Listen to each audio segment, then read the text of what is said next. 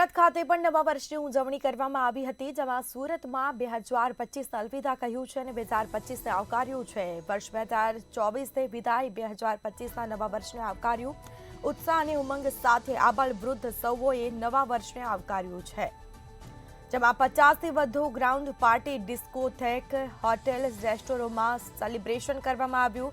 સુરત સહિત અનેક શહેરોમાં 31સ્ટની સેલિબ્રેશનની અનોખી ઉજવણી જોવા મળી હતી. યુવકોમાં એક અનેરો ઉત્સાહ જોવા મળ્યો હતો. વીઆઈપી ખાતેના રિબાઉન્સમાં સુરતીઓએ ડીજેના તાલે ઝૂમી ઉઠ્યા હતા. તો સુરત ખાતે વર્ષ 2024ને વિદાય અને જેમાં 2025ના નવા વર્ષને આવકાર્યું છે. ઉત્સાહ અને ઉમંગ સાથે આબાલ વૃદ્ધ સૌ કોઈએ આ નવા વર્ષને આવકાર્યું છે.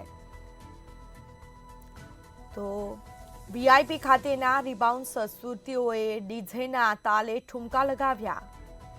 તો લોકોમાં એક અનેરો ઉત્સાહ જોવા મળ્યો છે. લોકોમાં ઉત્સાહ હતો, જેમાં ઉત્સાહ અને ઉમંગ સાથે આબાલ વૃદ્ધ સૌ કોઈએ નવા વર્ષને આવકાર્યું. સુરત ખાતે પણ ઉજવણી થઈ. 2025ના નવા વર્ષને આવકાર્યું છે. યુવાધન ગેલું બન્યું હતું. ડીજેના તાલે સૌ કોઈ ઝૂમી ઉઠ્યા હતા. તમામ જે પર્યટક સ્થળો છે ત્યાં પણ લોકોનો જમાવડો જોવા મળ્યો હતો. 50થી વધુ ગ્રાઉન્ડ પાર્ટી, ડિસ્કોથેક, હોટેલ, રેસ્ટોરન્ટમાં સેલિબ્રેશન કરવામાં આવ્યું. સુરત સહિત અનેક શહેરમાં 31સ્ટ સેલિબ્રેશનની અનોખી ઉજવણી થઈ.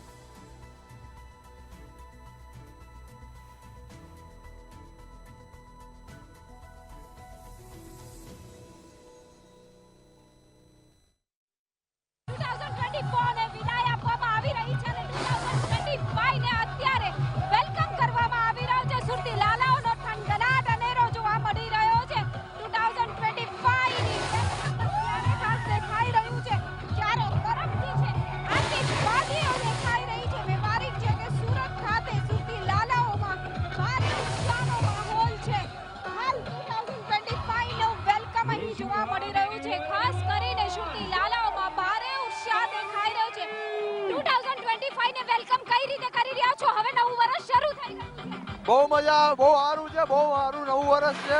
નવા વર્ષમાં બહુ મજા કરીએ છીએ અમે. બહુ મસ્ત પાર્ટી છે. ખૂબ થનગનાટ જે છે અહીં જોવા મળી રહ્યો છે. 2025 ને વેલકમ કઈ રીતે કર્યું? હવે નવું વર્ષ શરૂ થઈ ગયું. અમારે નવું વર્ષ બહુ જ સરસ, આખું વર્ષ બહુ જ ફાઇન જાય, એના માટે અમે આજ્ઞા કરીએ છીએ. Thank you so much. નવું વર્ષ ખૂબ જ સારું જાય એના માટે પ્રાર્થના કરવામાં આવી રહી છે.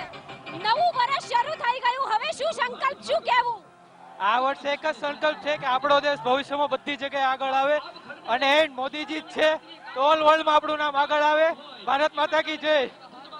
નવા વર્ષને વેલકમ કરવામાં આવી રહ્યું છે ત્યારે 2025